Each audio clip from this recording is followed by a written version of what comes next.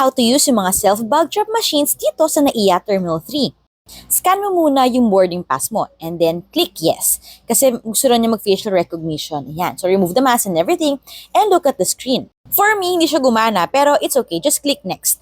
And then, i-analyze niya yung boarding pass mo. Ayan. Pagka okay na siya, place your bag on the belt. Ito na yung bag ko, nasa belt na siya. Don't forget to put yung baggage tag ha at saka yung mga stickers sa side. And then, i-weigh niya. Sa akin, 19.8. Pasok ako sa 20 kilos na check-in baggage ko.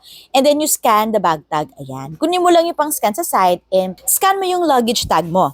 Ayan, checking the bag na siya. Tapos sasabihin niya, releasing the bag. Yan, automatic nang gagana yung belt. Diba? Goodbye luggage. Ayan na siya.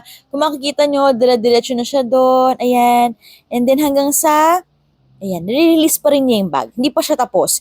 Ipapakita ko sa inyo yung buong process. Ayun yung bag ko, dinadala na siya doon. So makikita mo siya dinadala hanggang doon sa dulo. Sa ngayon, parang sa mga domestic flights pa lang to gumagana. Gusto ko tong ginagamit kasi halos walang pila dito sa self-bag drop.